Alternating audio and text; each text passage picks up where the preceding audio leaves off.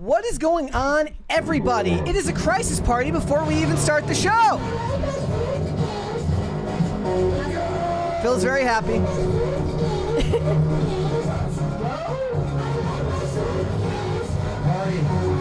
Yes. Starting on a high note. Starting on a high note, guys. It is episode 781 of Pop Culture Crisis. My name is Brett. I am back, and I am here with my co-host. Would you introduce yourself, please? Hello, crisis actors. It's Mary. Sorry about our unexpected absence yesterday, but we had a mishap with scheduling people on the show. Fortunately, we are back today, and I need to read this Crisis Party super chat from Francisco Sanchez Jr. I declare it, and so it shall be, that at the start of PCC, we will be a party. We had a party. Thank you for that. And we have Phil joining us. Hello, everybody. My name is Phil Labonte. I'm the lead singer of the heavy metal band All That Remains. I'm an anti-communist and a counter-revolutionary, and I'm here to make your day worse. He's here to be best friends with Elad. You're here to gatekeep, gaslight, and girl boss. Yes. All at the same time. I'm not here to girl boss. Guys, I will gatekeep yes. and gaslight. Yeah. We got a bunch of stuff to get into today. If I'm ever on the wrong screen, let me know. The buttons are just a little bit... Well, you're getting a little ahead of yourself. Yes, Don't you want to tell everyone where you were?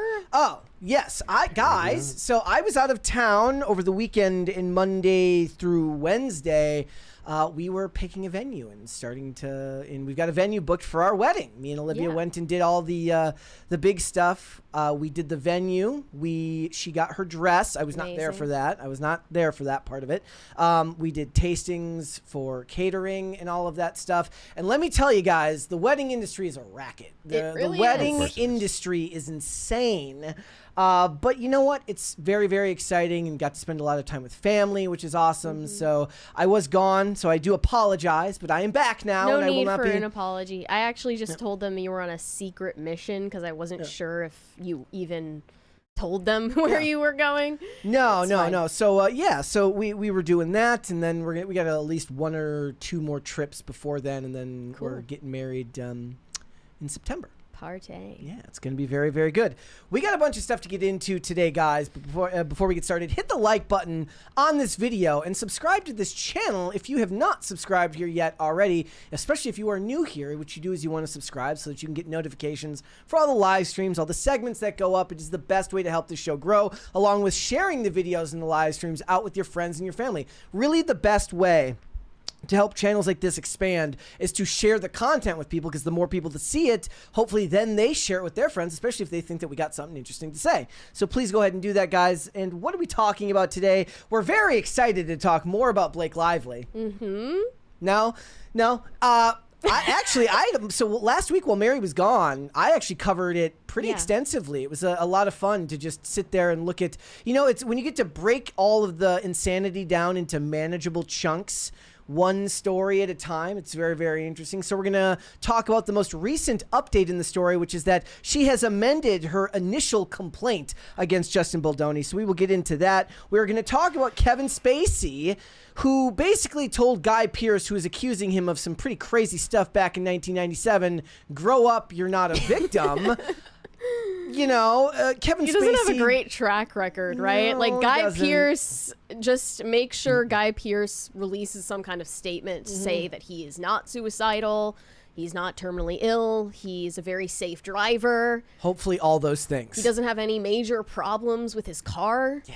And hire private security, Guy Pearce. That's a good idea. Yeah, you don't want him to go Frank Underwood on you. So we're going to talk about that. We are also going to talk, I was going to say Lily Phillips, but we are going to be talking about that too. But we have a 20 before you do. Weary Traveler, I'm glad my background noise has returned. Mary, I saw your episode of The Green Room and took the temperament test after and got melancholic with phlegmatic as a close second. I encourage everyone to take it. Can you tell me what phlegmatic means? So the temperament test is named based on 4 humors that were kind of measured in medieval medicine. Okay. And that's obviously dated now and nobody pays attention to that. But it symbolizes different temperaments that you might have just naturally. So choleric refers to people who are more leader types, the take charge types, outgoing, forceful. Phlegmatic, more laid back and chill.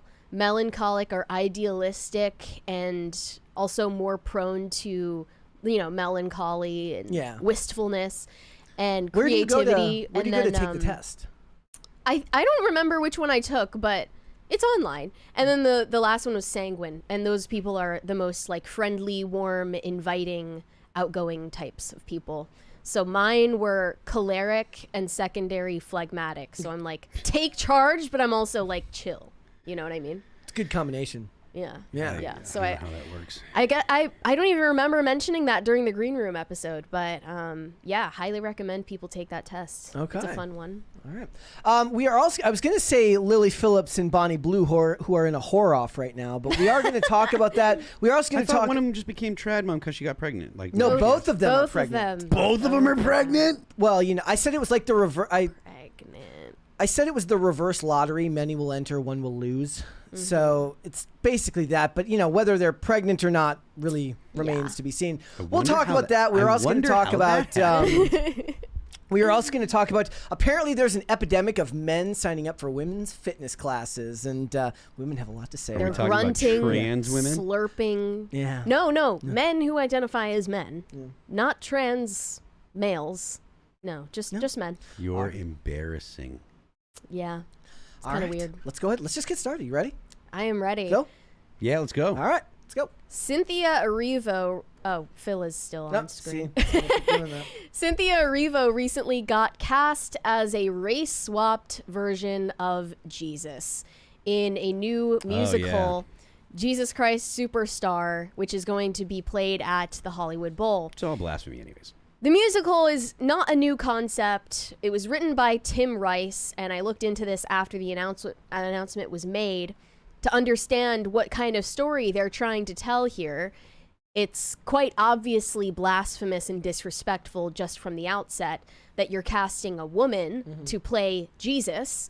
But then when I found out the concept behind the story, that even was more damning. And gay musical enthusiasts on Twitter were very happy to offer their, clapbacks, saying that conservatives don't actually understand theater. Oh, so what you're saying is it's another one of those media literacy arguments? Oh, yeah. It means that if you find it disrespectful and gross, you're just actually media illiterate. And you don't understand musical theater in a very deep way like they do. So, this announcement was made over the, weekend? It was over the weekend, Friday. I think. And a lot of people immediately pointed out that you could not get away with doing this if it were in regard to any other religion but Christianity. Yeah.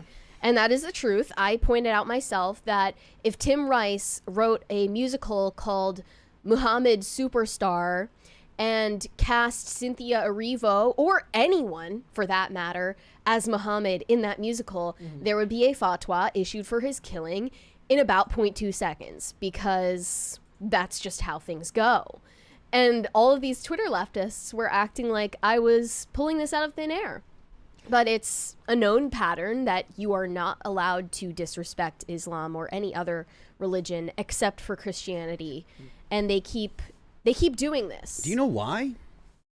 Well, in my opinion, it's because Christians don't stab Christianity is true, and that's why it invites the ire and antagonism I honestly think it's the murder that goes along with well, and of course the religion, the implicit and often explicit threat that if you do mock Islam, you will be killed or hurt. You'll be murdered. We have another 20 from Pop Culture Junkie. 2 sources have told me that the buyout of Michael Wilson and Barbara Broccoli for the Bond creative control involved a tractor-trailer-sized Brinks truck full of money. Yeah, I'm sure that they paid both Barbara Broccoli and was Michael Wilson a whole ton of money to relinquish control. From what I always understood, that she was very, very protective. So Barbara Broccoli, if I remember correctly, her father was the one who was in charge of it before her, and she started working on James Bond movies when she was like 17, all the way up to being a producer as a major player, all the way from the Pierce Brosnan ones all the way through all the Daniel Craig ones. And I'm sure she didn't want to give up that control, but a whole ton of money and a whole bunch of corporate meddling where they just make every decision impossible and make your life miserable probably goes a long way too. They just annoy you until they're like, here, take the money and leave. We'll probably get more into that tomorrow. Someone on Gay Musical Theater Twitter said, they don't know what Jesus Christ Superstar is. Blasphemy. Tell me you don't know what Jesus Christ Superstar is without telling me you don't know what Jesus Christ Superstar is. I know what it is. Well, I found out what it is very easily, and they were even explaining it in the comments here. One said, it's a musical about how Jesus was a bit of a dick and Judas was low-key right. Oh, man. So they just spelled it out for us. Another person said, it's mostly focused on Judas and leans into the idea that there's no irrefutable proof that Jesus is the Son of God. Being borderline heresy has been its whole thing since the beginning, ever since it was only a concept album. And yeah, the concept behind the musical is that Judas is the protagonist, and as he's witnessing the last weeks of Jesus' public ministry before his death, he's noticing that the ministry is just taking a direction that he objects to. He objects to the divinity of Christ, and he believes that the early church is turning into a personality cult, which is why he conspires to betray Jesus. Mm-hmm. And it's framed in a way that's very sympathetic to Judas. I would like to remind you, obviously Dante's Inferno is not a factual account, it's just literature, but Judas has the worst place in hell, being chewed for eternity in Satan's mouth in the freezing cold. You know, a lot of this is a large-scale repercussion of the fact that one of the biggest tropes of Hollywood in general is the person who leaves the small town and goes to Hollywood and then is kind of inundated with the culture, which is a dramatic shift from a lot of times the religious upbringing they had.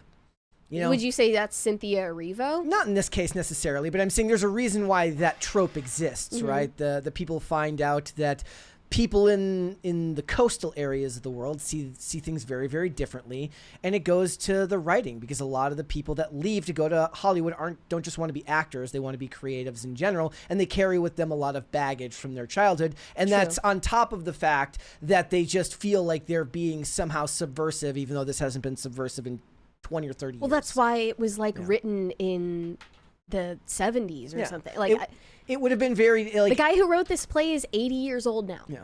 So clearly, cultural relevance has been exhausted. Well, that's the thing. Thing is, they are in their own bubble, and they don't realize that the rest of the country is over. Its cultural relevance has not been exhausted because it's still useful to insult people. That's the whole point of it. As long as they can reuse it to insult people, then it's culturally relevant. Because as long as there are people to be insulted by it, it's culturally relevant. The whole point is to insult. The whole point is to blaspheme. The whole point is to mock Christians and attack them. I think they're gross, but the point is to be offensive to Christians. And the whole you just don't understand art, blah blah blah. That's because they don't think of themselves, they don't want to think of themselves as being the aggressor. They want to think of themselves as being a victim, even though they're insulting. If when you stand up and when you protest their insult, you just don't we're not doing that. They're gaslighting. They're disgusting people. And even though I'm not I hope there's a hell that they go to. That's what they're disgusting Not to people, worry. and I hope that there's a hell that Mary's they like, well, let me tell you. We have another 20 from Kenneth Hart. Folks, we all know what Tim wants for celebrating new baby. 10 crisis parties! Yes! I am nostalgic for when my son was born playing brand new Fallout New Vegas. No one bugs dad when he's gaming with napping child on the chest. Let's go. Hey, that's a great idea, isn't it? You play video games with the kid on you. Yeah. Okay, we have another 20 from Cesario JPN. Similar controversy happening in video games. Black character in Assassin's Creed Shadows slices up a Japanese Shinto temple, yet other past games didn't allow damage to a mosque or an abandoned synagogue. Of course not. Yeah. Because you'll get killed for that. But why the Japanese temple? Is that like an acceptable target? Likely they just don't know anything about what is culturally acceptable in other countries, and they didn't look that far. They only know what's going on here. It in the only West. matters that one of them will kill you. And then we have a $50 super chat from Jose Quintana. Congrats on the venue, Brett and Olivia. Hey, Phil, Ghost Empress. I'm old enough to actually have seen Jesus Christ Superstar in the movie theater. Also saw the original Godspell TV movie. By the way, I got a haircut. Do you like it, Empress? Long live PCC. I can't see it, so I can't. I don't know. The but big thank you problem- for the I think huge you're super supposed chat. to say yes. Yeah. But yeah, sure. Yeah. I think the big problem with most of this is they haven't realized that, you know, when they say like, maybe we're the bad guys, they haven't realized that they are not, in this case, the rebels anymore. They still think of themselves as rebels pushing back against a specific culture that was prevalent in the 80s, the 90s. You could even argue in the early 2000s. That's not the culture anymore. And most of it, what I imagine why it's being reinvigorated in this world is because they see Donald Trump and J.D. Vance as some type of second coming of Christian nationalism without really understanding that that's not what's going on here. I actually just saw a new interview with Ariana Grande, which they decided to title The Second Coming of Ariana Grande. Oh. Like, there's a lot of messianic language Yeah. being used in regard to politicians and celebrities, and I find it deeply disturbing. We have another 20, right? Value in You said, Phil, did you mention you are agnostic? Thought that was interesting. Can you explain your thinking? I don't know. I mean, I guess I'm agnostic because that's saying that you don't know. I would also consider myself Catholic curious, but I have yet to have my road to Damascus experience. So Yeah. You'll get knocked onto the ground soon enough. I mean, I feel the same way. It's the same hubris around, and I said the same thing when, what's his name? Who's the stupid guy that, the stupid science guy that everybody, not Bill Nye, the other one. Neil deGrasse Tyson. Neil deGrasse Tyson was talking recently about, you know, why is it that athletes thank God when they win, but they don't blame God when they lose, which is just the same type of disingenuous fake intellectualism that You're everybody too old knows. for edgy teenager bullshit, Yes, Neil. it's very, Knock very, it off. I was like, it's very 2010s atheism coded. You know, you talk to Yeah. anybody that you talk about people that are very interested in physics and physics, especially when you're dealing with theoretical physics, you cannot help but bump into philosophy, right? Physics and philosophy. Thank you. Thank you. Sorry. Yes, Phil, philosophy. Yeah, great soundtrack. We're talking about serious things. We're very serious here. But we are very serious here. Like you can't talk about theoretical physics, which Neil deGrasse Tyson would, stylize himself as someone that's interested in those things. You can't talk about that stuff without bumping into the things that would be considered philosophy and the unexplained and the unexplainable. And I've heard someone say that, like the first sip of physics, you become an atheist, and at the bottom of the cup is God. Because the more you understand, the more you realize we know so very little. And like there's like when you start thinking about just the distances and what it means for like that you can only see so much of the observable universe and what the universe could actually be and the possibilities of what's outside of our universe and stuff like that. It's tough to be dogmatically atheist once you start contemplating things that are that big. It's really tough to be dogmatically atheist. And dogmatically atheist people are just like, there is no God and I know it. Well, you know almost nothing. Yeah. If you really think about it. So maybe you should have a little humility. And once you start thinking about things like, oh, maybe you should have humility, maybe you should,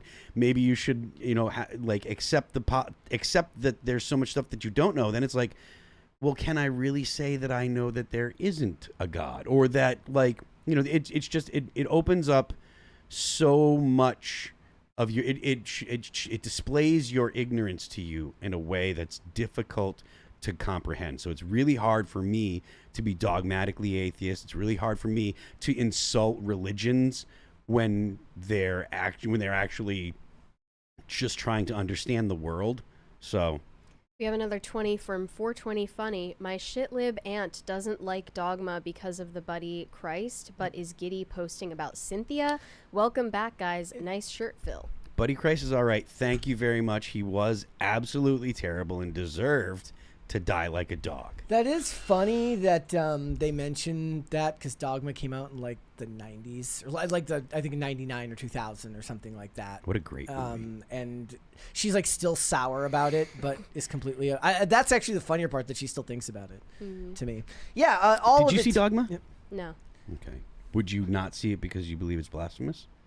Well, it depends. I would have to see it to know, right? No. I mean, you could be. Someone could articulate the Do you synopsis. think it's blasphemous? You might, but it's not. Like, at the end of the day, God's in charge, even in that. So. Well, I noticed they mentioned. So, how do you feel about portrayals of God as in human form? I'm just curious. Like, Well, like one of the things. So, one of the really interesting people on Twitter is Clifton Duncan, who likes to post. He'll post old shows and movies that had progressive themes or castings that nobody cared about because the culture war wasn't as much of a thing as it is now. He had a really great one about Buffy, and he also mentioned the one in Bruce Almighty when Morgan Freeman plays God.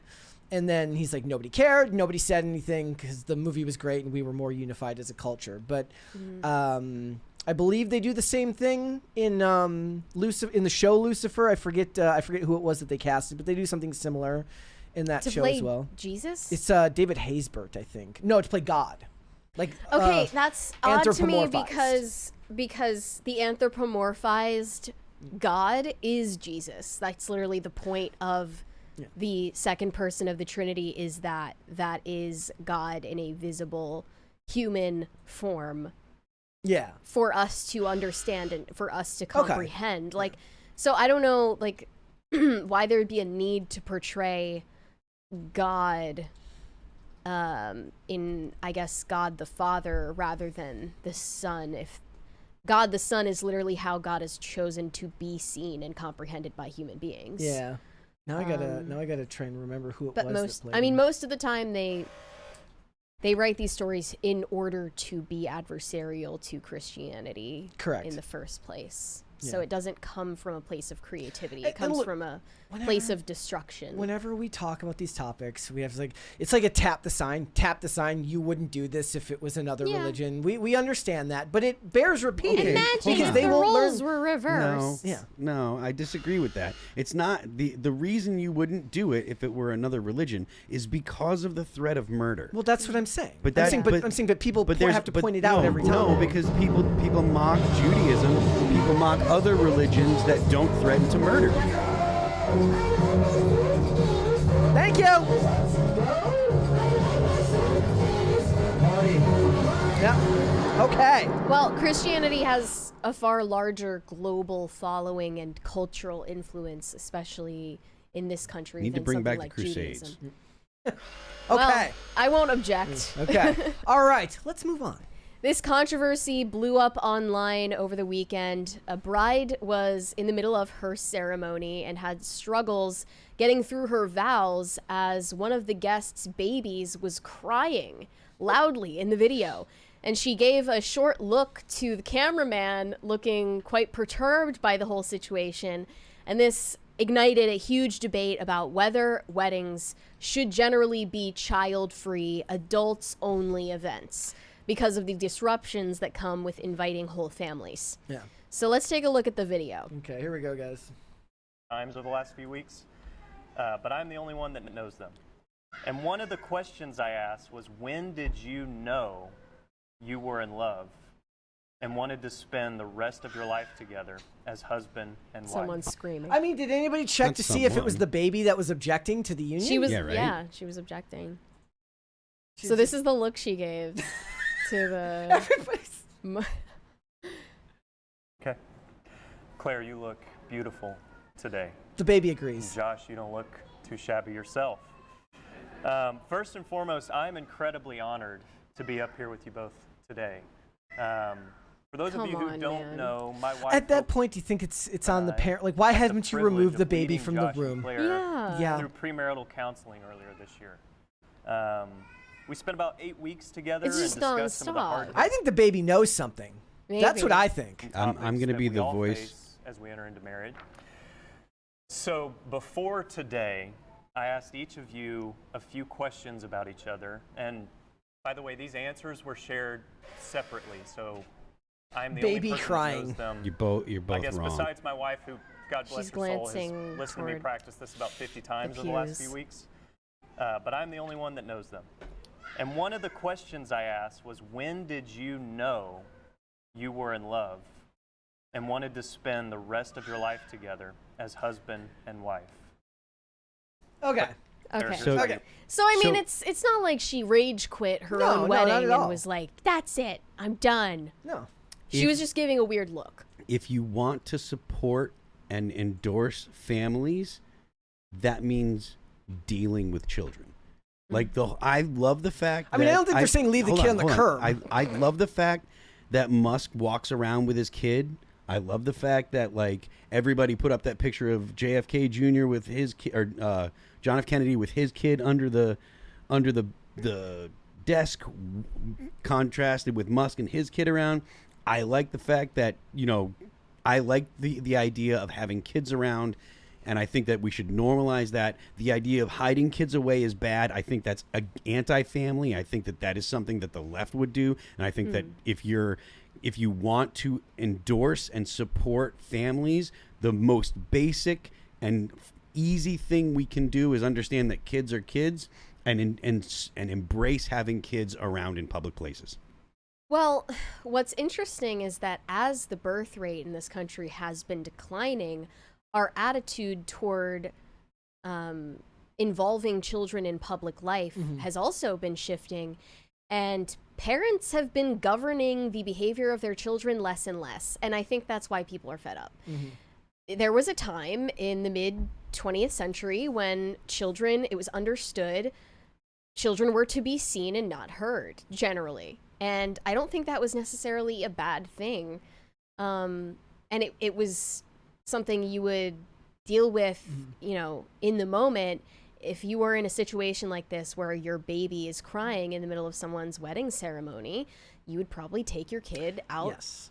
to avoid disrupting. And My point here would be, it's like, look, first of all, I think the idea of making an adults only wedding is silly, but I do think that there would be an expectation that if the child is being disruptive, that leaving the ceremony would be okay. Like, Yeah. I don't disagree with it. Kids make noise. If the disruptive, in my opinion, is if the kid was like, if you had a toddler that was trying to run around and stuff like that, that's one thing. The kid is just making noise. Adults should embrace having children around because we're adults. You don't expect dogs to do things that dogs can't It's an do. entirely- Expecting children to do things that children are going to do is totally normal. This is going to be a 5-hour, 6-hour ceremony. The kid will be involved in the food, in the dance floor, all of those settings.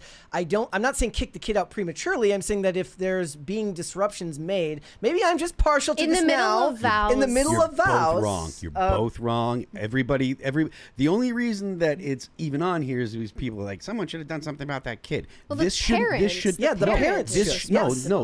Because this shouldn't even have gotten on the internet and been a thing. If society expected children to be around and it was like, oh, it's normal for kids to be around and kids make noise, this wouldn't even be a topic that we're talking about. We should, as a society, embrace having children around, and that means that sometimes they make noise. That's just the way that it is. 20 from Gordon Shumway. You're absolutely right, Phil. Every time I see anyone mocking Christianity, I say, that's cute. Now I dare you to do the same and mock Islam, and they always refuse. The hypocrisy is unreal. You can't take them seriously. Yeah, it's a known pattern. Well, There are I mean, people in the chat equating the child to a dog. You are an idiot. I don't know who's... You're a moron. Well, I don't think that dogs should be as tolerated in public life as they are now, for sure. Dogs are not human beings, and I'm like definitely a dog person. I love my dog. I just generally like dogs. If you think that if you think that it's a good argument to equate a dog to a human child, you're an effing moron. Well, yeah, there is too much I think I've seen a lot of people in recent years equating dogs being included at restaurants and gatherings and planes and everything like that. And I don't think that's acceptable either. But I do think it's the parent's responsibility. Mm-hmm. I think that the parent should have taken their baby out. I agree. To calm down. I mean, we don't even know how old this child is. Yeah. Again, we're saying kids and babies are not the same thing here. Yeah, we don't even not, know how old this kid is, or if it even is a baby. But they probably have a reason that they're crying, and you can tend to that. I don't think that kid was crying. He was just making noise. I don't know. You don't know unless you see. But we only saw from the front. And then I saw Matt Walsh gave a take on this, saying excluding children from a wedding is ridiculous and self-centered. It's incredibly bizarre to invite someone to your big celebration, but specifically tell them that their children aren't invited. Also, if your baby is crying during the ceremony, you need to take them out. Both of these things are true. That's all I'm saying. I'm saying that if it's on the parent to remove them from the ceremony. Disagree. I disagree. And I think there needs to be a bit of a return to the children should be seen, not heard mentality. So that's one. There's too much catering. That's fine, and I think that's a perfectly fair thing to say. Children should be seen and not heard, but because there are a lot of children that boss their parents around and stuff. But I think that we should, as a society, not say you have to leave with your kid, because that is one of the things that starts the whole life is better without kids. It's the whole it's the attitude that absolutely. That's extrapolating a lot of meaning. You may not approve of this, right? But there was a time where everybody, the whole family slept in the same bed, like in the Middle Ages. And they were plenty religious too. Sure. Christians and stuff. So the idea, that was a time when families were expected to be together all the time. The whole you have to leave with your kid, that would have been unheard of 150 years ago, 200 years ago. And it definitely would have been unheard of 500 years ago. There are plenty of other scenarios where, if I'm on a plane, I just recently was on a plane with a couple of kids who were crying and talking the whole time. I don't care about that. Or if I'm in the middle of mass and I hear babies crying, I don't care. It doesn't matter. But if it's something to the level of the importance of them exchanging their vows, and this is on video forever, and all of these other people are probably annoyed by it too, go tend to the reason why the kid is upset and come back. It's not that deep. And I don't think there is some meaning to extrapolate from it.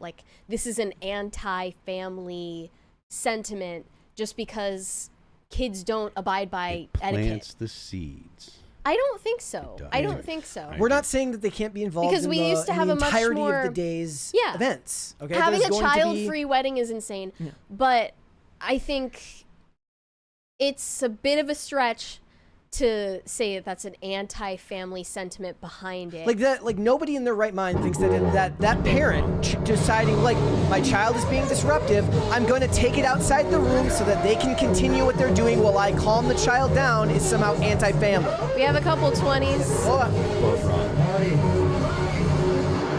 Jose Quintana said, elephant in the room. Brett, have you discussed this with Olivia? Yeah, no kids. What saith the bride? Ghost Empress, have you contemplated this decision for your future nuptials? Would you tolerate the babies/toddlers ruining your day? We've had this discussion. I will not tell you the answer to this discussion. You won't? No, we haven't actually had this specific conversation. No. Oh, okay. There's 10 gazillion things that we're in the process of making decisions on. So this is one of there many. Will be children there, but I don't know if anybody that we are inviting has young young babies. Yeah. So, but it is something that we're thinking about. And look, I'm just looking at this purely from the cost perspective, right? Looking at what it costs to have a wedding. You want to get it right. You want to do it the first time. I'm just saying I understand that they're look, we're going to be here for 8 hours. We've got a cocktail hour, then we've got dancing, then we've got all of this other stuff, speeches, all of these other things in which all of the family will be there. I understand. You don't not invite the children, but if the child is not able to keep it down, you just quietly take them out of the room. And I don't think that that's anti-family. I think it is one of those things where when you work in this space and you talk about large-scale issues, a lot of the time you tend to extrapolate very heavily on something that may not be that deep. We have another 20 from Ezek. I'm on Team Baby. Those vows sucked. The baby was right to complain. Honestly, on the Team vows Baby, did too. sound Yes. stupid. And I really don't like when people do like custom Team vows. Honestly, that's kind of a pet peeve of mine. But if that's what you did, like, do you? It's just not my taste. I don't know. People just can't agree on any standards of etiquette now. Nope. Let alone ones that are as complicated as this. Yeah. So It's not like the lady threw a hissy fit. no. I mean, No. they're saying that she's outraged. The title says outraged bride. Yeah. I saw her give one look at the camera and get back to it. She was just Again, she says, the crying baby definitely distracted me and left me feeling disrespected. But it's not the baby that disrespected her. In her opinion, I'm guessing what It's she's the saying is parent. the parent that did not, Yeah. do something about it, that disrespected her. and she didn't have an adults only wedding. Yep. You know, she invited the families and what happened. Well, we luckily this is one that the chat seems to be very opinionated on, so everybody's got a take. So Well- let us know down below. One atmosphere that will not be child free is Lily Phillips' household. Lily Phillips. Oh my God, how horrible of a idea is that? The OnlyFans star responsible for a stunt in which she slept with over 100 men in the span of 14 hours just announced that she is allegedly pregnant. Her name, if you forgot, is Lily Phillips. And another similar OnlyFans star named Bonnie Blue teased a similar pregnancy announcement talking about having cravings. So, it's definitely a puzzle. I mean, I can't imagine. A puzzle. It's a head scratcher. I can't really figure out how this is scientifically possible. One of them slept with over 100 men. Bonnie Blue slept with over 1,000 men. And I just didn't know there was any kind of connection between, like, having sex and getting pregnant. I didn't know that. Yes. That's news to me. One day your father was amongst many men giving me a very special hug, and that's how you were brought into this world. So A group hug, if you will. The question is, first of all, who's the daddy? And are you ever going to be able to There's find one in him? 1,000. He definitely doesn't want to be found. Hell no. I mean, it kind of lends credence to the argument they were saying that, look, they couldn't even verify the ages on some of the guys in the 1,000 person event, right? That's what they said. That's one Yeah. of the reasons they took That's- it off OnlyFans. That's even worse. You know, a lot of those guys I'm sure went in there as like Joe Cool or John Doe, and shocking, they're not going to Right. be able to find out who they were. So cool. I said it literally is the lottery in reverse. It's the Ew. reverse Powerball. Many will enter, one will lose. Yeah. Like imagine being the guy who's like, damn it. Many men enter. Like one it's man like loses. it's like a 1,000-cylinder game of Russian roulette. It's just. I mean, the whole thing was gross. Yeah. Of course, And, yeah.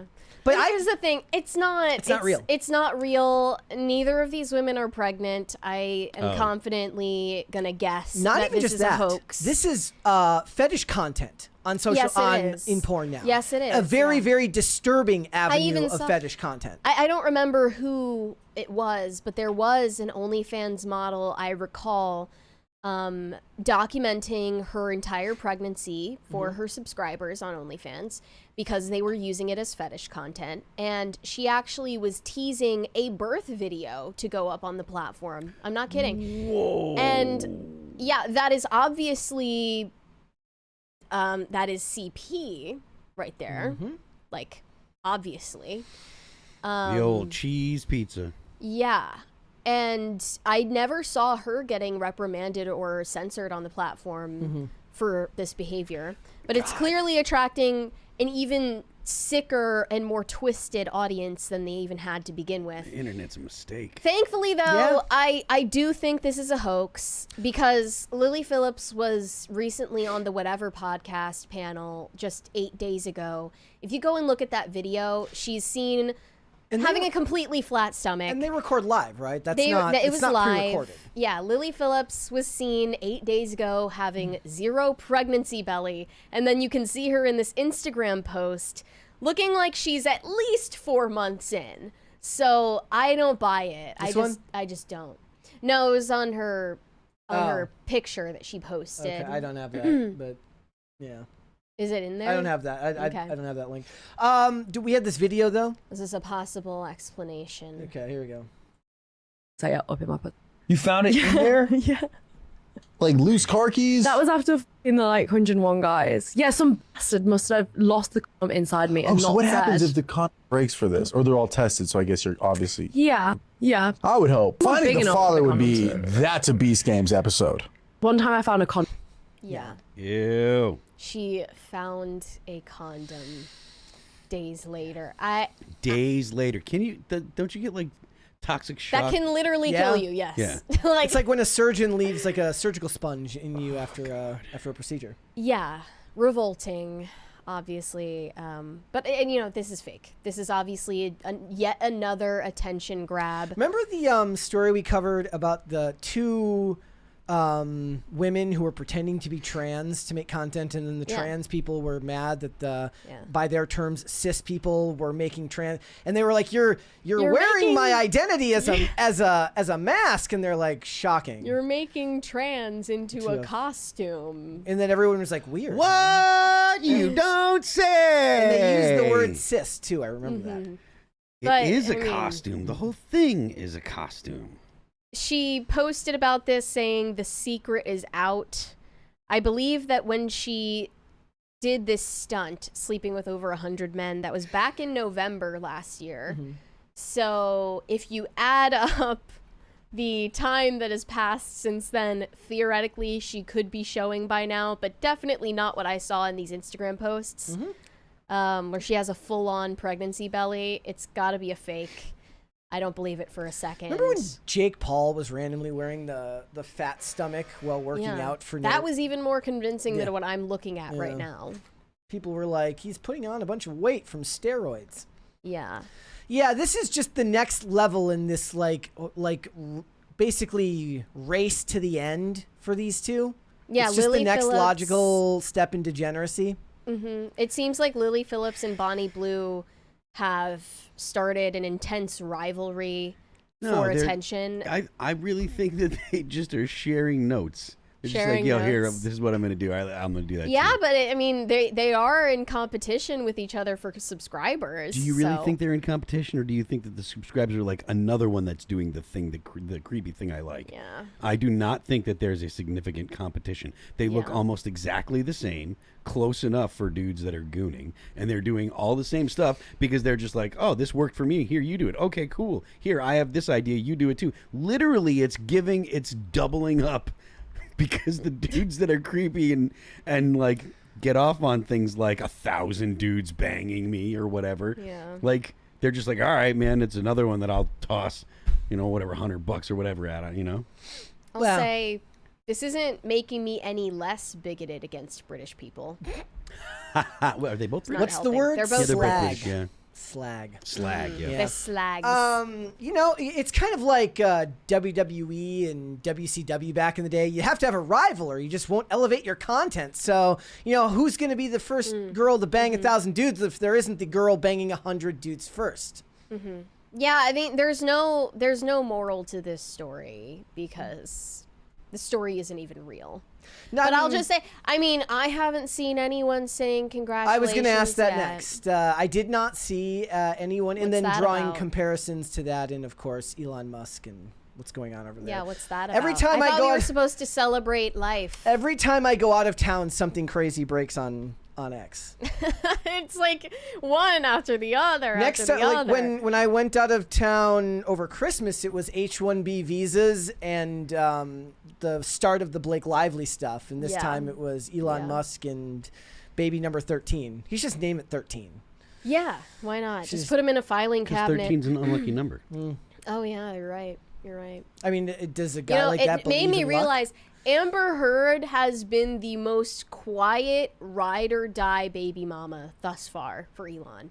Maybe there's a She was mum's bu- the word clause. she was busy pointing all of her woman crazy at Johnny Depp, Yeah. and she ran that tank Well, dry just she's- to build up some woman crazy She's for her. quietly raising her daughter that is allegedly Elon's. and not causing any sort of fuss about it. Not in and America anymore. I believe living they the moved easy life. to Spain or something. Yeah. They left the U.S. Yeah, it's this is the funny Well, I thing guess is we'll have to wait and see, you know, what race the baby comes out to be. we'll have to wait and see. From the videos I saw, it was mostly migrants who were lined up gonna come out outside of these Formula One. Airbnbs. Okay. All right. What would you guys like to see? Cringe or cute of the day? I always want to start with cringe. Start Cringe with first? cringe. All right, we will do that. We will start with the cringe here. Make sure that that's up and running. I asked Mary beforehand. I said, is that Steven Tyler? It is is. Steven Tyler. Here we go. Trace the family tree back to my 4 times great-grandfather, Robert Elliott, who is your great-great-great-grandfather. Robert Elliott was part African-American. I knew it. I knew it. Thank you, God. I always felt akin to black people. Oh my Always. God, it's so Did you know cringe. I it? had no idea, but I mean, I felt it my whole life. Oh, It is cringe. amazing. He was in the War of 1812, Yeah? and he was a drummer. So we traced the He always felt The akin swelling to black music. people. The swelling music is the best part. yeah. He's like, I can say it finally. I can finally say the word, the Holy Grail. That was a All right. big moment for him. God, it's so, That was a good one. so All right. bad. We've got cute of the day, guys. This one's from Heather, and Heather Chancellor on X says, this little guy will come home with us in 2 weeks. The kids and I can't agree on the name, but contenders are Hercules, Hades, and Merlin. Aw. That is a cute puppy. Oh Very my tiny. goodness. That is look guy. at how cute that puppy is. Look at that dog. Sleepy. I say Hercules or Merlin. Which one? Hercules or Merlin or Hades. I like Merlin. I like Merlin too. Yeah. All right. go I with feel that. like Hercules would be a bit predictable. So I say go with Merlin. All right. Let's get started. Yes. Blake Lively just dropped her amended complaint against Justin Baldoni, which everyone thought was going to be a huge bombshell in the lawsuit between them.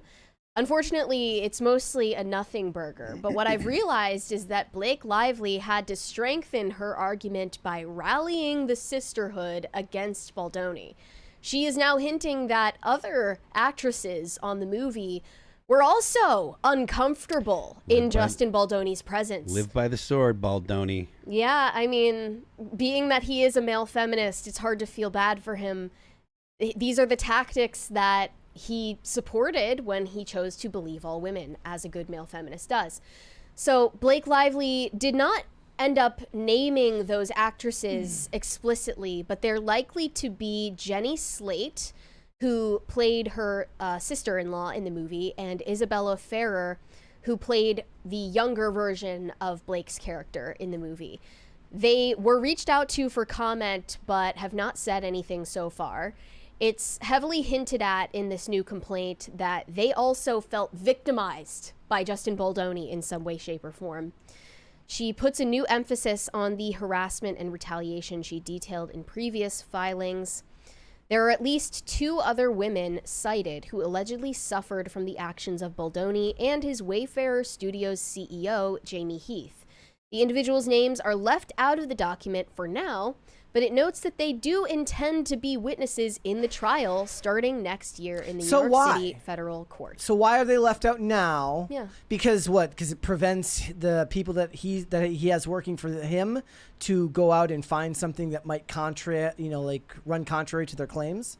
Probably prevents him from discovering relevant information, providing receipts of text messages between himself and those stars. But they actually started out this amendment complaint from Blake with a quote from Justin Baldoni. It was actually a quote from Justin Baldoni's TED Talk titled, "Why I'm Done Trying to Be Man Enough," from 2017. Justin Baldoni said that? This is the title of his one TED of the Talk. he was one of the very early examples of dyed in the wool male feminists. I want her Like- to take him for all he's worth. Ironically, this is how she started out her complaint. This is the quote from Justin. Are you confident enough to listen to the women in your life, to hear their ideas and their solutions, to hold their anguish and actually believe them, even if what they're saying is against you? Is he married? Yes, He is, yes. And will you actually stand up and do something so that one day we don't have to live in a world where a woman has to risk everything and come forward to say the words, "Me too"? So clearly he, during the height of Me Too, was very supportive of this effort to expose the wrongdoings of lecherous men in Hollywood. But now that he has been wrongfully accused of the same exact misconduct, he feels a different way about it. And Of course he does. I said this should be a moment of reckoning for him, but in reality, It this will not is be. a male feminist falling on the sword for his ideology. And it's only just, in my eyes, that he should do that. But yeah, they say in her spokesperson's statement, importantly, these victim witnesses have given Blake Lively permission to share their communications in her amended complaint as they are laid out, and they will testify and produce documents in the discovery process. And then, this was funny to me. Blake Lively's complaint assures that she is 1,000,000% sure that those women were uncomfortable. They say Blake Lively brought this lawsuit because she was one of the, quote, women or two that Justin Baldoni, quote, 1,000,000% made uncomfortable on the set of the film. I mean, at least if you're 1,000,000% sure, then I guess we should 1,000,000% believe you. And then she also provided screenshots of mean tweets that were directed at her from the time period of this coordinated social media attack. And there's no proof that they are part of some kind of bot campaign. It's just people saying mean things to Blake Lively. So she cited here screenshots of 3 anonymous Twitter accounts trying to redact their @ but then it was just visible at the bottom of the page. Yeah. They said, one of them said, @Blake Lively, you and your husband are terrible people. It was nauseating to read how you use your power to hijack someone else's work, and not only that, but also to push the harassment narrative, not just to discredit Baldoni, but as a strategy to strip him of the rights of his books. Another one said, every woman with a son should effing hate the sight of Blake Lively, because this could be my effing son she is doing this to. Blake, you're an effing see you next Tuesday with a bad lisp. Fix yourself, twat. Who do you think you are, accusing men of wanting you, when in reality he wanted no part of you? You're damaged, and yes, you are effing fat, and need a 5150 hold for trying to destroy white men's lives. You're an evil, vile POS, and I hope your kids read and know exactly who you are when they grow up. And your micro-dick husband. Respectfully, the American moms with sons. Middle finger emoji. Another one said, @Blake Lively, liar, narcissistic, bully, extortioner. # team Justin Baldoni. So obviously these are people who feel very strongly about the case, and they have turned against Blake Lively based on the information that they've learned about it. This is not evidence of a coordinated, paid-for social media harassment campaign that was planned out and executed by Justin Baldoni and his PR team. There is no evidence of a coordinated attack. Do we want to go through some of the bullet points in the filing, like 9 through 11? what? I just don't know if it's anything that they want to go through when they talk about. We have a 20 go from for it. Brian Bledsoe. It's not about blaming the kids' behavior. It's on the parents to have the common courtesy for everyone else, especially at quiet moments similar to a movie theater. Also can be a teaching moment for a disruptive small child. Love you, homie, but you're missing the point.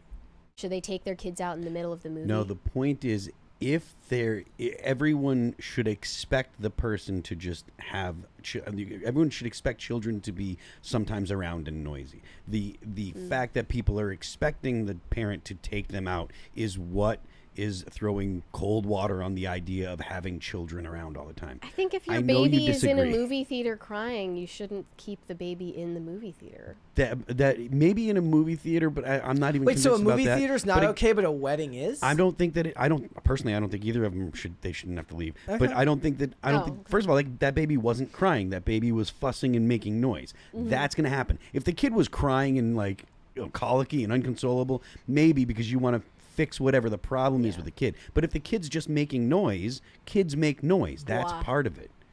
Yeah. Kick him out. You're both wrong. Well, I think that Blake Lively including these screenshots of hate tweets against her in this lawsuit, it proves that she is a narcissist who couldn't handle the idea that people organically grew to hate her. I mean, she had to believe the narrative that someone was behind it trying to take her down and that none of it could be real. Yeah. She can't handle the idea that people genuinely felt this way about her. Yeah. And then it just it snowballed and it turned into what it is now. It's so weird considering. I guess I don't know if it's because she really loves acting or if she just loves the ability to control what's going on set, but it's not like she has to work and stuff like that. So it's very interesting to see that she went back to acting after a period of time of not working and this stuff immediately picked back up again. It was like them talking about who is it that I meant to bring it up in one of the videos the other day, but I didn't. Was it Penn Badgley that was on Gossip Girl? Yes. And she was like, I made everybody hate him. Yeah. And I was like, Yeah. why? She said Why, that though? she said gathered together all these co-stars to turn against Penn Badgley. And she said eventually they became friends. I'm like, but why was your initial instinct to like just to hate the dude? Yeah, because she's a Hollywood mean girl. Yeah. That's just who she is through and through. Yeah.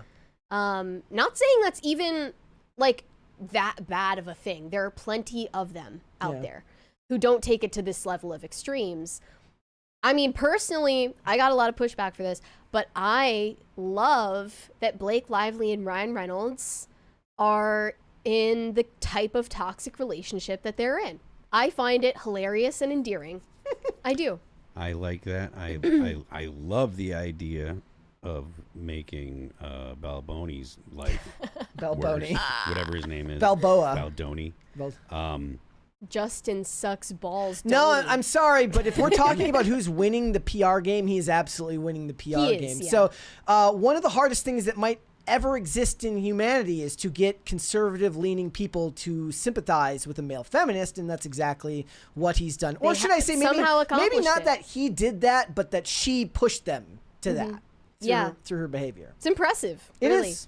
But you know, her and Ryan Reynolds conspired together, invested millions of dollars just to make fun of a stupid male feminist that Blake Lively love had that. to work with. I love that. That for them. I do. But if they had just chilled out and left it at the nice pool character and just threw some shade at him and then moved on with their lives, it wouldn't have blown up in their faces later on. I want to watch Deadpool 3 again. Just to see interpret Nice it Pool. differently. Yeah, see it. He's also infinitely better at gaining sympathy and marketing himself in this time right now, because everywhere he goes, he's with his family. He's on the beach with his family. He's at the airport with his family and his he just kids. loves his wife. And look, you can say that that's fake and he's just doing it for the cameras. That might be true, but I'm pragmatically, as I always tell you guys, there really is no difference there. It is a bit of a weird form of relativism there. As long as you believe it to be true, then it's true, because nobody here is ever going to know the full lives of these people anyways. The most you have to go on is what is given to the public in your own intuition. So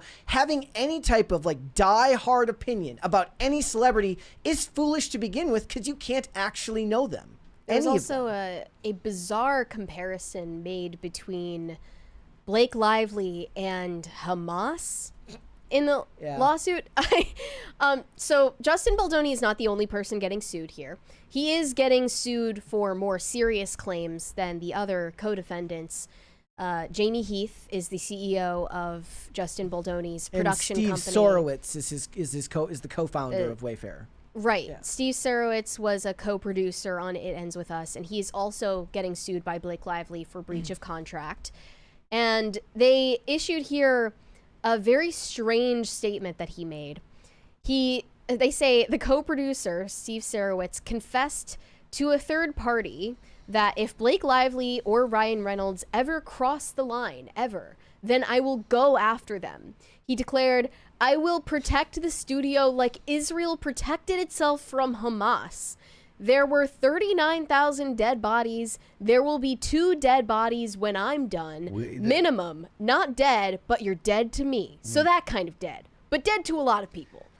LARPing. Is he talking about how Israel protected itself on October 7th? Because that's suboptimal. I think he's referring to everything that's been done since then as protecting themselves. The point being that it's a weird form of like American LARPing, where he lives here, but he imagines himself like some Hollywood freedom fighter. He said he remarked. He sounds to the nuts. same... I'm with you in the chat. Effing in the chat says crazy. the guy sounds nuts. Yeah, He does. I mean, but this is what I said. We're returning to the era of the crazy coke snorting music executive or Hollywood executive. Yeah. You know, he sounds nuts now, but he could greenlight the greatest project in history like that. He remarked to the same person as well, if they ever get me to that point, then I'll make it worth their while, because I'm going to spend a lot of money to make sure the studio is protected. I'm just picturing... I don't think he's referring to Sony. Whatever poor person he's with just rolling their eyes like, oh, God. There's also a statement from Baldoni's legal team given to Variety after the amended complaint dropped. They said, our clients have been transparent in providing receipts, real-time documents, and video showing a completely different story than what has been manipulated and cherry-picked to the media. Our clients have taken this matter and issues very seriously, notwithstanding the jokes made publicly by the plaintiff and her husband. They're referring to the joke that was scripted for Blake Lively and Ryan Reynolds at SNL 50. Her underwhelming amended complaint is filled with unsubstantial hearsay and unnamed persons who are clearly no longer willing to come forward and publicly support her claims. Since documents do not lie and people do, upcoming depositions of those who initially supported Blake Lively's false claims and those who are witnesses to her own behavior will be enlightening. What is truly uncomfortable here is Blake Lively's lack of actual evidence. And you can look at the amended complaint. It's hyperlinked in just about any article that covered this. Now it's like 48 pages longer than the original one even was. I am not going to go to the I mean, let's face it. What everybody really wants to talk about is whether Justin Baldoni was really worried about his back having to pick up Blake Lively. There's been a lot of talk about Blake Lively's BMI on the timeline. Yeah. Well, I have heard that is culturally and racially biased. So, oh, really? Yes. It's culturally and racially biased? Yes. How? Because when BMI was created, the only recipients that it was tested with were white men. Got it. So. Okay. Yes. It's culturally biased. Well, then forget I said anything. There you go. Or just run with it. Yeah. So. She's a beautiful, curvy woman. I'm sure she'd love it if you said that to her. Totally not that. Okay. Okay, let's read All right, some let's do some super chats. Shane H. Wilder said, happy Thrashing Thursday, Brett, Mary, and Phil. Brett, Reacher Season 3 is spot on. Phil, I'm glad you didn't blow a gasket last night. And Mary, Cardinal Robert Sarah is joining Hallow on Saturdays for Lent. That's exciting. Yes. I am excited to, at the very least, start Reacher Season 3 tonight. I tried to watch it at midnight last night, assuming that episodes 1 and 2 would come out then, but my guess is they probably came out at 3 a.m. California time, so it would have been like midnight California time, so that would have been like 3 a.m. our time, and I think I was falling asleep at about that time. But I am excited to watch that tonight. We're going to be talking about Alan Ritchson and Matt Gaetz tomorrow. If that's not a non sequitur, I don't know what is. It's about as random of a discussion as you can possibly have, but we'll get into it. How are you going to blow a gasket, Phil? Oh, I don't it was the understand. Elad conversation. Oh, I see. Elad was difficult, and it was difficult to communicate with him because he wasn't actually interested in communicating or discussing it. He would start talking over you as soon as you got to a point where you asked him to specify something about his idea. Basically, he's just like, look, rich people should pay more in taxes, and if they don't pay more in taxes, then it's a loophole. And it's like, no, that's not the way that it was. But In the chat, Rhaegar says, does chat suggest Reacher? I have not seen it. I do suggest season 1. Season 2 is less good, but still fine. I have no thoughts on season 3 yet, but I'll probably do it. I started watching Witcher. Sarah and I started watching that. Is it good? Hated that. You hated it? Hated it. Not my show. Speaking of the Vatican, I encourage you to pray for the Pope. It looks like he is not doing well. Oh, is he sick? Really? Really bad. Drag. Did you see the video of Michael Bay getting arrested trying to get into the Vatican? Why was he trying to do that? I have no idea, but I just know it could make the greatest movie. That was recent? That was recent. What? And I was picturing like Unhinged. I was picturing like an explosion-filled version of like Angels and Demons or the Da Vinci Code, but in Michael Bay's real life is not nearly as high octane. But I'm as just saying, like, movies. maybe he was doing research. Maybe he's like, I got to find a way to break into the Vatican. Like, I was picturing, like... Who does he think Have he you ever is? seen National Treasure with Nicolas Cage? No. I was picturing, like, Nicolas Cage in National Treasure. You know, I'm going to steal the Declaration of Independence. But it's Michael Bay, and he's saying, I'm going to steal the Pope's hat. I have no idea. Yeah. Yeah. The new guy, Don't Haze Me, said, being a rock star, has Phil ever had any notable crazy fan experiences? Nothing that I'm going to discuss here. Fair enough. But that's a yes to the question. Nothing that I'm going All to right. discuss here.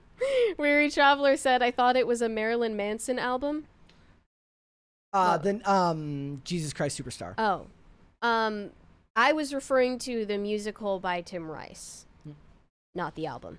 Shane H. Wilder said, Jesus Christ Superstar was always horrid. I saw it once out of curiosity and face-palmed, saying, oh, no, no, no. I thought about going to confession after seeing it. It was always gay. Now it's even gayer. Yeah, if it's already gay, you just have to make it gayer and more lame and put a girl in it. Do one more. Shane H. Wilder said, divine comedy reference, nice. I think it was pretty nice. All right, let's move on. All right. Kevin Spacey has a weathered reputation, to say the least, and in the course of his career, he has been accused of sexual misconduct in many different forms by a minimum of 30 men. He has denied... I didn't know It's a that it lot. was 30. It's a lot. That's a lot of unhappy, uncomfortable touching and looks and whatever, what have you. Allegedly. There's a lot of indiscretion, basically. Allegedly. And Kevin Spacey thus far has denied all of those encounters or claimed that he doesn't remember them. He says either they're lying or I don't remember that happening or it was consensual. So he's going the the being interviewed by Congress route. Sorry, I do not recall whether I said that or not. I do not recall whether that happened or not. Now, one of those accusers who has been quiet for a long time is a former co-star on LA Confidential, Guy Pearce. He must have been really young in that movie. That was back in 1997. How old is he now, though? Kevin Spacey or Guy Pearce? Guy Pearce? What is he in his 40s? I'm not sure. But she's in his 40s? Yeah, but now he's speaking out and speaking much more freely about some ugly run-ins that he had with Kevin Spacey. He had only referred to them very vaguely in the past. But he definitely referred to Spacey as a handsy guy.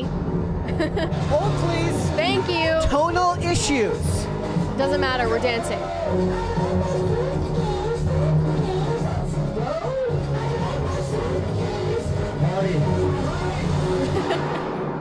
So Guy Pearce called Kevin Spacey a handsy guy back in 2018. Is that handsy in the Don Lemon kind of handsy? Hard to say. I mean, we don't know the true story behind any of this. He said, I very much understand it's too sensitive of a topic to be brushed off. Although I wasn't sexually assaulted or molested, I was made to feel uncomfortable. I addressed and handled the situation when it took place, hence my regret at making it public now.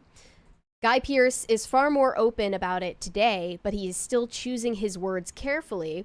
He noted how he was reluctant to use the word victim. Quote, even though I probably was a victim to a degree, I was certainly not a victim by any means to the extent that other people have been to sexual predators. I was way off on his age. He was 30 in LA In LA Confidential. He was born in They're 67. close in age. Yeah. Pierce responded to Kevin Spacey's alleged advances on the set of LA Confidential by at first brushing it off and thinking, oh, that's nothing. He said, I did that for 5 months, and really I was sort of scared of Kevin because he is quite an aggressive man. He's extremely charming and brilliant at what he does, impressive, etc. He holds a room remarkably, but I was young and susceptible, and he targeted me, no question. That's a very interesting use of the phrase, what did you say, held a room? He could hold a room? Mm-hmm. Yeah. Yeah, and I'm sure that's why he went on for so long with his career not being discovered for his behavior. But yeah, now he's speaking out, and he definitely is willing to proclaim the victim label in current day. And Kevin Spacey came back against these claims very strongly. Kevin Spacey posted a rebuttal video to his Twitter account just saying, grow up, Guy Pearce, you're not a victim.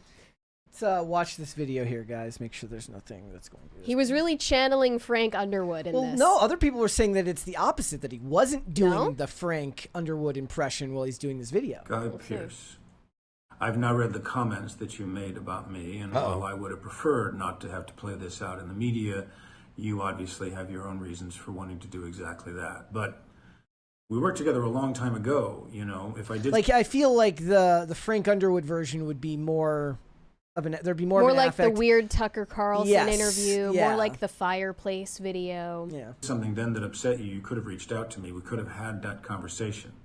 But instead, you've decided to speak to the press, who are now, of course, coming after me because they would like to know what my response is to the things that you said. You really want to know what my response is? Grow up.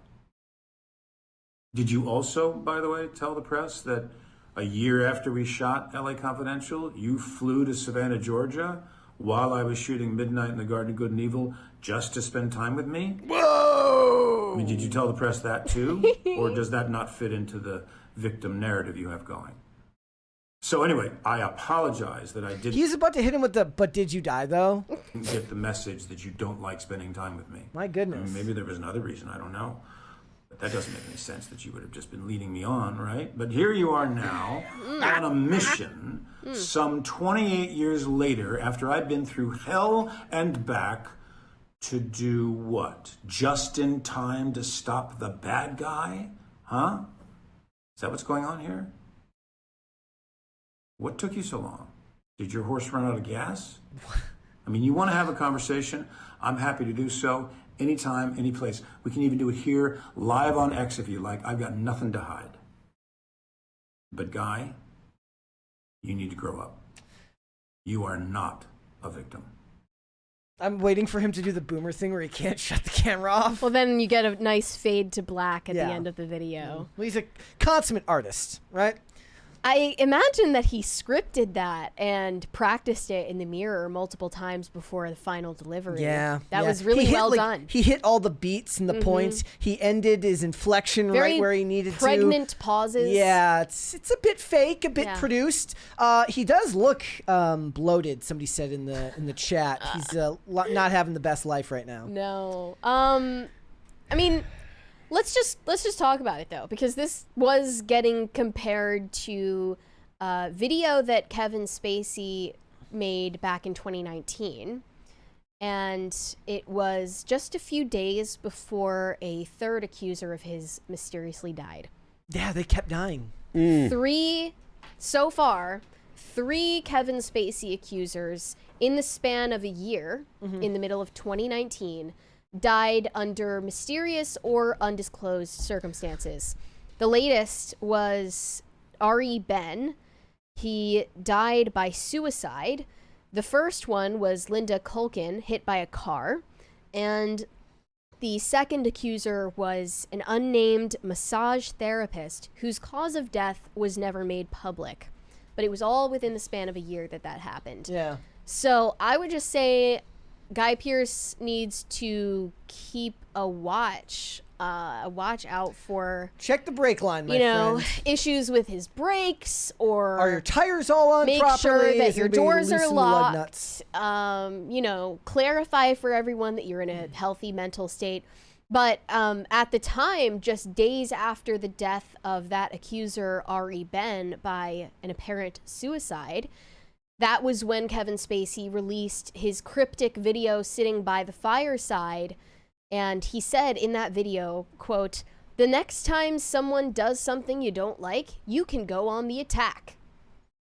It's a very strange thing to say. He's never once handled any of the allegations against him in the way that any other person who's ever been accused of anything has ever handled it before. He's taken a weird approach to all of it, and it's weirdly almost threatening approach. It's oddly, it's gone to actually help him because it almost separates it from reality. Like it makes it hard to believe that anything you're watching is real and that it's not some Just piece another of episode of House weird of Cards. performance art that you're seeing happen. There's a 20 there. Alvin McGough said, Molchat Doma is finally tonight, getting an Uber so I get wasted tonight. Have fun, stay safe. I feel like I've heard their songs before. That's fun. But, you know, I don't assume innocence. Like, I'm allowed to have a personal opinion, and my personal opinion is that Kevin Spacey's probably a sexual pervert. But, you know, don't come for me. I looked at all of this and I just thought what was more interesting was the Brian Cox stuff, the star of Succession, who has come out in defense of Kevin Spacey. This was just days ago. Yeah. They were asking him how he feels about the shaming culture. They say Brian Cox feels impatient with what he sees as an excessive shaming culture, which he describes as an expectation that people behave correctly. He elaborated, the principle of correct behavior isn't in place to start with. We're all culpable, so to say, oh, what that man's doing over there, that's bad. Earn the right to be able to say that. Earn it through your understanding and compassion. At this point, he brings up Kevin Spacey, saying, Kevin is an old friend of mine. Kevin did certain things, ... And then he goes on to say, we all used to worry about Kevin, but at the same time, you don't destroy a man's career because of what he's ... He trails off again. He also did a lot of extraordinary work, and I find that really petty. I just don't like it. It's sneaky and petty and not right. I mean, he's operating under the assumption that I have to imagine he's operating under the assumption that everything that's being said about him is wrong, because otherwise he's making a lot of excuses for bad behavior if we're to operate under the assumption that those accusations are real. I'll go further into the interview, but it's not actually that clear. Dr. Larsena sent us a 20. So I left my Presbyterian church because the preacher insisted on giving this Marxist woke pope a glowing report. Not Catholic for the same reason. I am not a monarchist or a communist. Never give one man that much power. All right. Okay. Thanks for your useless opinion. Oh. But he is asked in this interview if he thinks there's a certain line that can't be crossed. If there's a certain line that with your conduct, you should not be able to do business in Hollywood anymore. And he says, well, how do you define that line? Define it for me. And then the journalist says, it depends what you believe someone has or hasn't done. He says, can you not make up your own mind about something? Can you understand what a line is? It's a very interesting reveal on your part, saying that there is a line. Every time he says the word line, his voice grows more scathing. So please, tell me what the line is. I'd like to know what your line is. And then the journalist says, well, if someone has committed a sexual crime, I wouldn't want them to be cast in a film. Then he pauses and he says, that's understandable. But we live in a free society, so people are allowed to be who they are and sometimes push their luck, particularly in the sexual area of life. Not everybody is abusive. I have never found Kevin Spacey abusive. He was misguided, certainly, in terms of his sexuality, but that's to do with him coming to terms with his own sexuality and how he's dealt with that and the dilemma that it's caused in his life. And I think that one is to try to understand where he is coming from and what that's about. We've gotten to an age now where people are going, oh, that's bad. He's out. Boom, he's canceled. What do you mean canceled? How dare you cancel anybody? That was bold. I mean, it goes into cancel culture, then he relates it to the Holocaust, and it was just a big...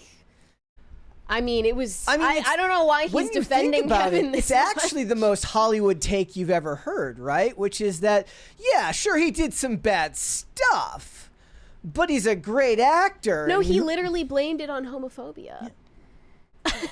He literally said, yeah, like, Kevin did some questionable stuff here and there, but it's because he wasn't coming to terms with how gay he was yet. Look, on its face, everyone would love to live under the premise of innocent until proven guilty. That's great on an individual basis. You as a person are allowed to hold your opinion against another person until you know for sure whether the courts have decided whether that person is guilty or not. I'd argue that that's a weird way to go about it. Usually you have a better understanding of the people in your life, so you can make it based on your judgment of who they are as a person because you have more firsthand experience. When it comes to business, it's not that, it's a lot more cut and dry, which is that a person's name recognition. Look, we were going to do this topic about how Maya Hawke and Ethan Hawke were talking about how they won't even hire people to do movies now unless they're getting 1 million followers on Instagram. Speaking purely from the perspective of businesses trying to make movies that turn a profit, maybe you stay away from the guy whose entire history looks like a crime thriller. Well, where people are like, not to speak of his innocence or guilt. I'm saying pragmatically, if you're the dude who's like, I'm going to give you however many millions of dollars to make this movie, you base it on that. Like, is this person going to be a help, or are they going to be a detriment to the production of my film? Right. But he's speaking from some weird pseudo moral superiority. Right. It seems to be more based on personal prejudice and personal friendships than business decisions. Well, in that case, that's fine. That reminds me of... That's his opinion. Sure. That reminds me of how many big name industry professionals and celebrities signed off on the innocence of Brian Peck, who molested Drake Bell when he was a child. Lots of huge name celebrities went out to bat for this guy when he confessed to what he did on an audio recording even. And it's indisputable that he was guilty. But, you know, because of the alliances and friendships in Hollywood between morally rotten people, that's why they keep getting away with it. That's what it seems to me. And I definitely personally believe there was foul play in 3 of your accusers dying basically at the same time. That's really weird. Like, we can all recognize that that's just, like, really weird. And if it's a coincidence, quite a lucky one for Kevin. And the rest of them fell to the wayside because of, like, other reasons. They ended up dismissing, or they ended up, it was past statute of limitations. They ended up settling, other things like that. Again, so he's not really been held accountable. I can't speak to his guilt or his innocence. I can only speak to what seems to be a pragmatic business decision. He has, though. And is what? Because you don't apologize for something you didn't do. I mean, he did so at the time when people knew less about how to respond to allegations than they do now. Well, I'm just saying, if someone accused me of molesting a child, I wouldn't say sorry. I would say I didn't do that. You know what I mean? Yeah. Like, that's pretty telling for him to have that as his first response. Well, we'll have to wait and see. He's still got acting roles. He's acting mostly in films outside of the U.S. Like, the French will put anybody. It's actually kind of hilarious that they don't care what you're accused of. They'll put anybody in anything. Definitely. So, yeah. All right. Pop Culture Junkie said, saw Jesus Christ Superstar on Broadway in 1971. Some good songs, sort of blasphemous story, did not impress me. Yeah, I'm just, like, not even a musical theater person. I kind of just hate it. All of it. Regardless of what it is. Yep. Kenneth Hart said, I'm sorry, Phil, about the blender and the toilet. It's all my fault. I'm no one. Last night's members only will reveal my shame. Join now to find out. I don't believe you're no one, and it, I don't think that you actually were the culprit. but I appreciate that you would take one for the team. You're having blender and toilet issues. Well, there were blender and toilet issues, yes. Serenco Productions said, I thought the whole point was that it was a meta play about hippies putting on a production of Jesus's Last Week. Like, it's not supposed to be accurate because it's a bunch of Ians putting on a play. LOL. I mean, that's not how it was described by the fans or author of the play, but I haven't seen it, so maybe that is true. Dingus Khan said, if people are atheist and believe in science, they should consider researching Pascal's question. Shane H. Wilder said, Catholic curious. Mary will get Phil crossing the Tiber before he knows it. Come on, Phil. We got skulls and, more importantly, the real presence. He'll come around, for sure. I mean, Phil's already Catholic, so it's basically a settled issue. Prometheus 1987 said, Mary, how did you find faith specifically in the Trinity? Phil, what job do you think you would have ended up in if everyone else didn't realize how awesome you are? Brett, favorite TMNT and why?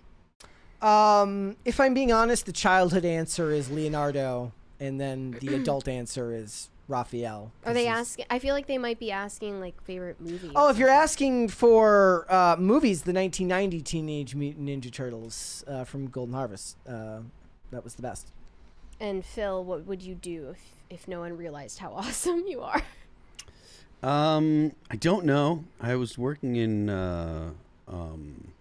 retail, selling cell phones. That was my last regular job before. How many years has it been then? 23, 22.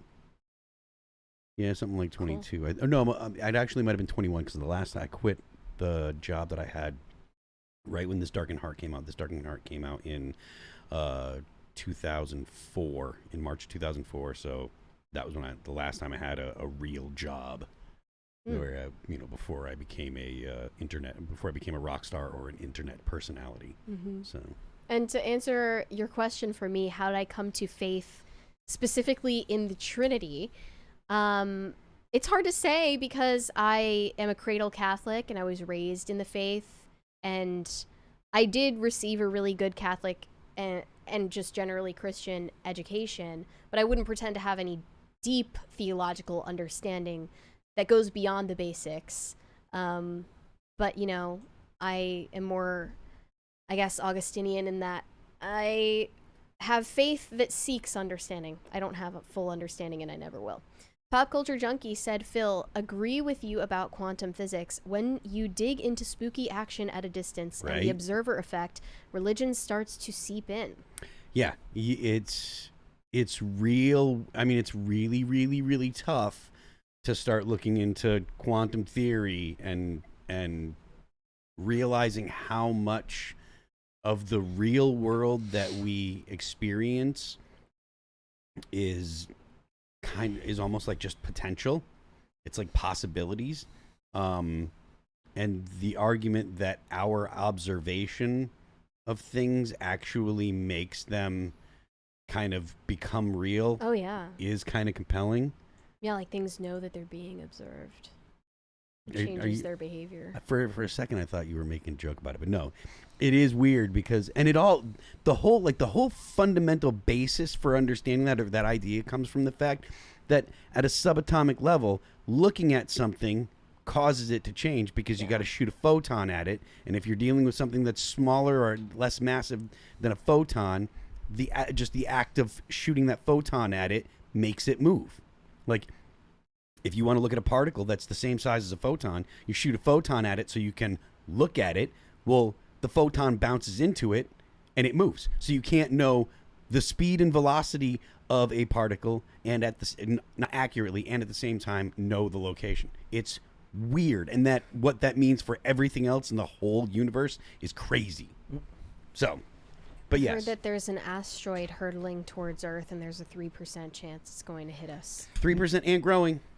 Oh, great. Because it's been growing. At first it was like 1 point something. And all right. Let's move on. All right. Allegedly, men are invading fitness classes that are dominated by women, including Pilates, hot yoga, wow, I can't imagine why men would want to be in a setting like that with a bunch of women wearing tight clothing and contorting their bodies. But that will remain a mystery. I guess they're just interested in getting toned and skinny like the rest of them.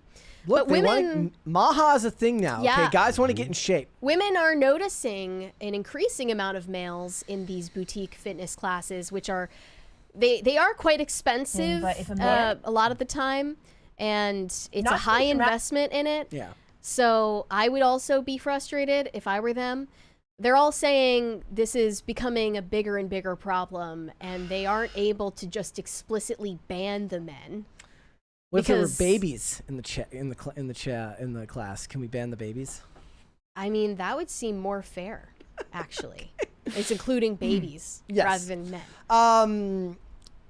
I was watching an old episode of NCIS LA recently, and there's this scene where Marty Deeks goes to like an outdoor yoga class and like asks his female partner to come pick him up, and then it's like, pick a fight with me, basically trying to get her to dump him in front of them in the show so that he can then use it as like a jumping off point for conversation with all the women doing yoga. Men are flocking to female-dominated yoga and Pilates classes, and women are enraged. Men are also being shamed for grunting and slurping, as well as heavily breathing while attending these classes. It's reminiscent of the rules that they've implemented at Planet Fitness, where you're not allowed to grunt in a disruptive way while you're lifting weights. You will get kicked out and banned for life. What about cameras? They should ban the cameras too. Ban all iPhones in gyms, period. People need to stop. Do you go to the gym? No. I'm saying I shouldn't be seeing so much of the inside of a gym on social media. Yeah. That's a problem in and of itself. So the problem here is that they thought these classes were for just the ladies, or they assumed that it would be just the ladies. Did they specify whether it was actually advertised as women only? Or was it just that they were things that were predominantly done by women initially but are now being picked up by men? I mean, it's kind of implicitly female coded, right?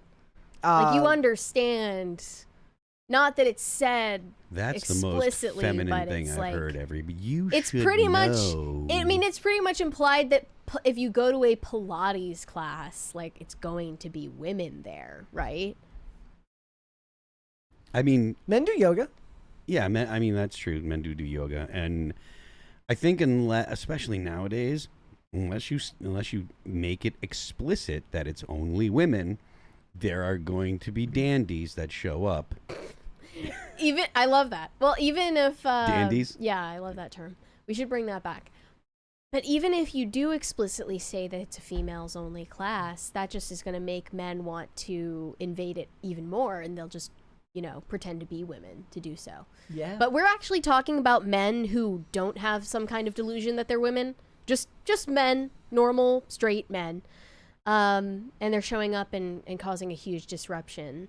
And there are women on TikTok speaking out against this trend currently. They're very upset. They are.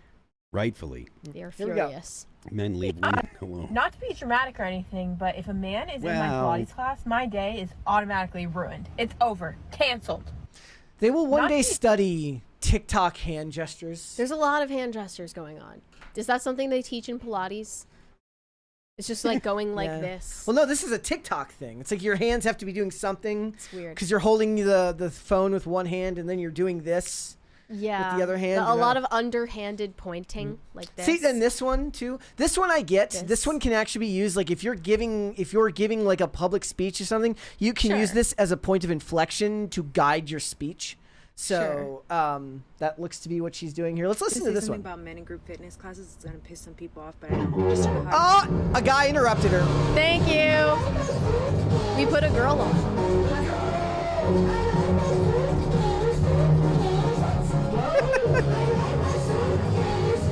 All right. Hardy. Okay. Let's continue. Hold on. Here we go. We'll start. I'm gonna say something about men in group fitness classes. It's gonna piss some people off, but I don't. I just took a hot yoga class, and there were many guys in the class. This particular man push-ups before class started, heavy breathing, grunting, slurping his water. It is a quiet, zen, peaceful yoga class. It is 7 in the morning. Why Not must you anymore. take up more space than you already naturally do? Why can you be seen and not heard? Demure, cutesy, you know? Like, you don't, we get it, you're a man. Like, you don't need to act like that, though. It's annoying and we all secretly hate you. So there is something like men are just noisier than women. When I'm hanging out with my girlfriend, I know that girls don't dress for the male gaze, but at any Pilates. Continue. there are times where I'm hanging out with my girlfriend, and I've said this to her. I'm like, Sarah, well, when I'm hanging out with you, I feel like I'm like a gorilla because like she you never hear her breathe. She's all small and quiet, and I'm like, and I don't even, and when I'm alone, I don't even notice it. Like I don't even notice that I'm making noise, and then like when I compare myself to, you know, my dainty little girlfriend, it's like I feel like I'm like a bull. Ask her. That's hilarious. Seriously, I've said that. I'm like, you make me feel like I'm like an animal. Yep. So there is some truth to that. But when it comes to public places that are not exclusively for women, if it's not specified, this is only for women, then you shouldn't really complain a whole lot. You can easily find women-only classes. There are women-only everything all over the place that specify it, that should exclude trans women if we lived in a sane world. And I'm sure you can find places that will exclude trans women, and they should exclude trans women. But hope. Well, I mean, I imagine it's kind of illegal now. It's illegal to exclude trans women, trans people. Yeah. I don't think it is. I think that this administration has changed that. Maybe somebody could be like, look, I was in a house fire recently and I was expecting a big burly dude to come save me, but instead a cutesy demure woman came in the room and couldn't lift me. Maybe some spaces are just more predominantly The pick-me firefighter who runs in and is like, oh my gosh, you're like so big. Like, I don't know. The pick-me firefighter who's like, whoa. The like, sad fact this is, fire is like so scary right now and you're like so heavy. Like, I can't do this right now. We I'm live just in a girl. we live in a world now where everybody is blended together to the detriment of society sometimes. Yes, absolutely. You know, but here's the thing, you know, the worst thing that could happen to you is a bad hot yoga class. The worst thing that could happen in the burning fire is that, you know, they can't pick you up and carry you out. Right. That's all I'm saying. The problem is the men can't go to a men-only Pilates class because they don't want to be in a class of all gay men. They don't even want to be around each other. Yeah. That's the issue. We have a 20 from Dr. Larsena. My opinion might be useless, but answer me this. If history is a relentless march from Trent to Francis, how is the Reformation not a good idea as a backup plan? Who wants to trust their salvation to these unforgiving wokies? I don't know what any of that means. Yeah, I'm sorry, man. I don't know it. The Pope is not responsible for my salvation at all. Jesus is. So I don't even know what to say to that. But yeah, you're right. I mean, people have just committed so hard to the idea that men and women are the same that these situations keep happening.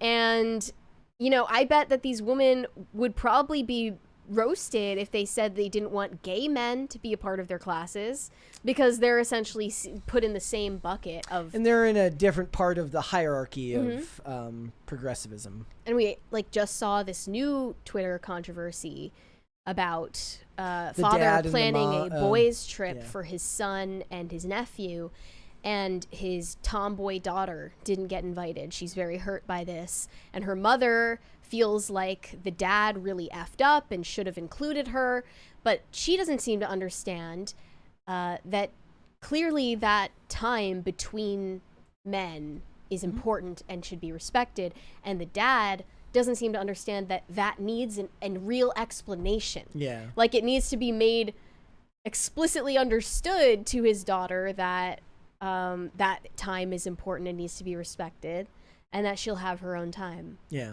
You know? A lot of those whole discussions just felt like it could be explained with a little bit more communication. But everyone wanted to, they either wanted to blame the dad or they wanted to blame the mom. Yeah. And it's like, It could all be solved Those if stories are someone just explained reality to her in a loving way. Those stories are the backbone of why the internet is going to be the end of everything, because we're Yeah. like everyone's sitting online arguing about this, and I'm just like, imagine what we could be doing collectively as a society if we weren't worrying about this person whose name I'm never going to know, who lives in a place that I will never go, who has a family that I will never meet, and we're all committing brain power to arguing about it. Look, I get it. That's the whole point of this show. I'm just saying that maybe we're the bad guys I have another because hot we're take. talking about it. I have a huge hot take. Maybe people are going to agree with this, or maybe they're going to be mad. I don't think that men should do things like Pilates or yoga. Whoa. Huge super chat from Jared May. With no big crisis party with super no chat. message. Thank you for that. Thank you. Sick. I don't think men should do those things. I think it's undignified. Yoga is a very, very good thing for men to do as they get older. Yoga? You don't think men should do yoga? Well, personally, I'm against yoga, but look into what it's kind of lame. Look into what Diamond Dallas Page has done for like aging, arthritic, like broken down athletes with. No, I'm not DDP saying yoga. it's not like, good for them. I just don't think they should do it. Why are you against yoga? Personally, I'm against yoga because you're doing worship poses to false gods. Okay. And that's not a joke. That's actually I'm saying like, that's the origin of it. I wasn't sure if you were just giving like a Mary hot take, or if there was but that's entirely separate. But just, I mean, men shouldn't even be doing Pilates because it's just kind of gay for them to be doing that.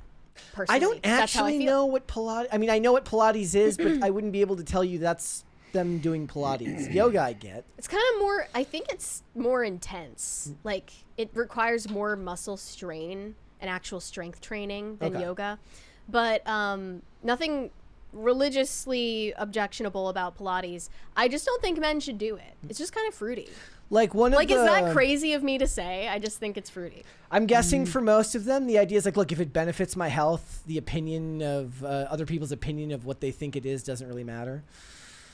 For the majority of the ones that are doing it. It's really funny. I was talking to someone recently about why getting into my late 30s was like the hardest part about skating is the stretching. So for a lot of years in my early 30s, when I didn't drive, I lived in an area where I didn't have to have a car, and I would walk to get places, and I would walk to get to skate spots, and I didn't actually understand that the reason I didn't have to stretch at that time is because I was walking sometimes as much as a mile to get where I was going. So by the time you get there, just the act of walking a mile loosens your muscles and gets you in shape to actually then go into physical activity. Now, in my late 30s, it's not just that you're a couple years older, but you're driving to get places, and you're basically starting from scratch every day. So there's no warm up and cool down. So now I have to I have to stretch and I have to move for 10 minutes before I get started, and I'm very impatient. So I get it. You'll start attending yoga classes anytime. Yep. All right, let's finish up these super chats. We have a lot of them. Weary Traveler said, "This is a Gnostic chat." Well, don't include me in any of your Gnostic nonsense. In the chat, Machinist says, "Here goes Brett again. Let everyone just do anything." Yeah, Brett's crazy. Telling everybody, hey, man, if you want to go do yogis or Pilates, go ahead. Well, look, I'm just saying. Therein madness lies. If I saw a man doing Pilates or yoga, it would give me the ick. I'm just being honest. Yeah, you're being honest. It's icky. And I'm over here just laissez-faire health and fitness Brett telling men they can do Pilates. I mean, I'm sure there are things that, like, there are hobbies for women that men are kind of like, ugh, like, maybe you shouldn't do that. I thought the joke was that women don't have hobbies. Or like, what could a woman do that men would be like, eek, like, yikes, that's kind of like masculine. There isn't. Men don't work like that. Is she hot? Cool. Right. That's it. That's it. That's but for how men me, work. it's like if I saw a man doing Pilates, it's like. Yeah, but women can be like, oh, the way he picked up that thing off the ground. The way he picked up his suitcase. Yeah, that gave me the ick. Remember, at the beginning of the show, somebody made the very, very, like, they said we should get 10 crisis parties today since Tim's not working. Remember? Somebody said that at the beginning. Maybe we'll get there. Maybe we'll get there. Yeah. Junie. Hold on. I don't know what that's about. There we go. Junie said, "I will be confirmed in the Catholic Church this spring at the dismay of my evangelical family. Phil, Jesus is patiently and lovingly waiting for you. Smiley face. Isn't that sweet, Phil? It is a very, very sweet sentiment, yes. Wyatt Kaldenberg said, I have Hindu friends in India. They say the left mocks and attacks Hinduism there like they mock Christianity here. Leftists side with the minority against the majority to get power and support revolution. I didn't know that. Or that there was such a thing as a traditional, like, left and right there. I wasn't sure. Pranvat Gulati said, Eric July's boyfriend Brandon broke up with him. I don't know what that means. People are arguing on the internet again. I don't know what that means. I have no idea really what you're funny. talking about, but okay. Jeff said, Phil, you brought up the dog part. If a dog was being disruptive, it would have also been expected to be removed. The parents should have sorted it out. No. Well, a dog shouldn't be at a wedding, period. That is, Dog-free weddings, I am completely in support of that. yes, I'm completely in support of that too. Jesus Christ. Okay, go ahead. No Control said, provide nursery during the formal ceremony. I mean, that's a little much. But what does it say? If you need to step out for a couple minutes, it's like not that big of a deal. They're saying provide a nursery. I mean, I don't know. I don't like the idea I'm of there just not being... inviting any of y'all with your terrorist requests. Like, none of y'all. I don't like that there are cry rooms in a lot of churches for babies where you kind of just, if you have young kids, you have to be there forever. I mean, you just have to stay there every single time you go to church, and that doesn't seem fair. And I genuinely don't feel bothered when I hear babies crying the way I would when I hear a dog barking. Pop Culture Junkie said, the only time babies have ever bugged me is when I get on a plane and I have 4 of them crying at once and I'm in the center like Dolby Surround. Man, you just get the That's worst pretty bad. luck. That's an astounding bit of bad luck. Yeah. Yeah. I mean, I get more bothered by kids with tablets who are just like playing music and TV shows without headphones. I'm pretty anti-government, but there really should be life in prison for anybody playing music on speaker in public. I mean, I see adults doing that. It's bad enough. No, I'm talking about adults. Kids, you know, whatever. It's stupid, but whatever. Adults doing it, straight to jail. We have a 20 from Dr. Larsena. The Council of Trent's whole point was to reaffirm that salvation can only come from one institution, run by one man with one specific apostolic pedigree. If you disagree, welcome to the wonderful world of Protestantism. Look, I don't have the theological or historical background to even rebut that point, so I don't know why you're trying to argue it with me. I like that you're arguing together. Definitely, it sounds like, just on an instinctual level, it just like sounds like a dumb take. So I'm not going to be Protestant. His argument is if you deny any of the Vatican's decrees or whatever, then you are no longer a Catholic, then you're a Protestant. What decrees, though? I mean, Repeat it the depends. super There chat. are some things that Catholics are required to believe. They are obligated to believe. Those are dogma. But things can be said or written by popes that are not dogma. And you're not required to believe those things. The Pope is supposed to be the human mouthpiece of God on earth, isn't he? Well, he, like any priest, is acting in persona Christi, but there are contexts in which the Pope, a person, is stating his opinion, which should be respected and heard, but is still a fallible opinion, and I think a lot of people get confused about that. Okay. But yeah, I don't think that the Pope is responsible for my salvation. I think that's a little bit wild of a claim to make. That's extremely wild. Hiroshima Otaru said, how big do you think the litters will be? Litters of what? Lily Phillips? That's funny. A litter of lilies. Swarley said, let's be honest though, if it was real, that baby is a Hall of Fame something in that race. Also, Phil, that shirt is awesome and I want one. Sick, isn't it? Where'd you get it? I don't remember. Oh. It was a gift, and if I on the back might say who it's from. A different kind of But- woke. So the thing is, if it might be a gun company, I can't talk about what the gun company is on YouTube, so I see. can't. Oh, okay. I can't say. So Got it. maybe I tell you what, I will go ahead and I'll talk about it on X after, but I can't say Perfect. on YouTube. Shane H. Wilder said, if real, the cost of all the paternity tests is going to be higher than the GDPs of some countries. True. Dingus Khan said, what's worse than finding a condom in your beep a week later, finding two? You could say that.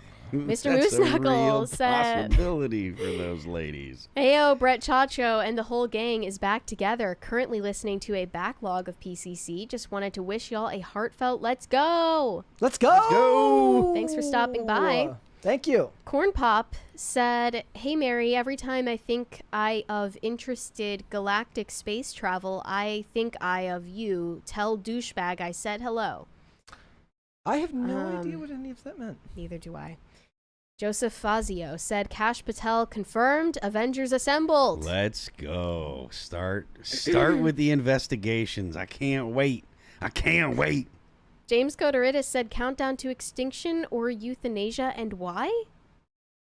What? Does that mean anything? Are not those bands? I'm assuming those are understanding. bands. Okay. Considering how he spelled youth in Asia, I'm assuming that's either bands or he's getting around not being able They to... must be. Yeah. I don't like the idea of extinction or euthanasia. Omega Red Fan said, Justin Bell's palsy, let's go. I liked mine better. What was yours? Justin sucks balls, don't he? He hasn't heard that one since he was 14. He might not have ever heard that one. That one's a bit of a way around. I like it. Yeah. Brian Bledsoe said Steven Tyler knew when he wrote Walk This Way he was writing for the culture. They were Megadeth albums, Phil. That's what they were talking Oh. about. Yeah, Okay. euthanasia. So he's asking you which one is preferable. Which one was Countdown to Extinction or euthanasia? I guess it'd be Countdown to Extinction. Those are not my favorite Megadeth records. Either of Dacty them. Platty said there are only two genders, real word censored by YouTube. Yeah. Sex? I guess you had to use the word gender because sex is not allowed in a super chat. Shane H. Wilder said Michael Bay tried to break into the Vatican at the same time a dude desecrated St. Peter's Basilica. The Swiss Guard were pissed. Yeah. Must have been a busy day for them. There was this video. So, wow, This is this it? is like the Vatican, like the Pope Vatican, like the Vatican, the Pope, like lives Like here, the right? Pope Here at the back entrance, they don't let you in, correct? Yeah? They don't let you in. Here, the back entrance. I just broke into the Vatican. I'm in the Vatican grounds right now. I just say hello to everyone, and they just sort of say hi and let me keep going through this area. No one's like seemed to stop me. It's different than the tourists would see it. I mean, it's right there. This place is beyond spectacular. I'm the only one in here. I could get some Crisis am Party the sounds out of this. Okay, well, I finally got arrested here at the Vatican. They're taking me to prison. And there's Pressing X to doubt. a local prison here. So let me tell you, do not break into the Vatican. Okay. Do not do that. Do not do that, guys. The Rumbling said, Phil, Witcher Season 1 is fine, but you can skip the Season 2 and 3. It's why Cavill left. Elad is a commie. I mean, he lives in New York City. Yeah. So I'm only like 4 episodes in to The Witcher. I heard that it didn't get bad until like 3 or 4. I watched all of Season 1 and I hated all of it, so I'm biased here. Okay. I can't tell you. Weary Traveler said, Mary, did you hear about the Las Vegas Strip's Taco Bell's wedding special for $777? You may be interested in it for your wedding. I don't think I will, but maybe a certain someone would be interested in that. That's cheap. I won't say who. Shane H. Wilder said, with all of Spacey's accusers dying in odd circumstances, he either thinks he's Frank Underwood or he is consulting Hillary Clinton. Yeah. They might be BFFs behind the scenes.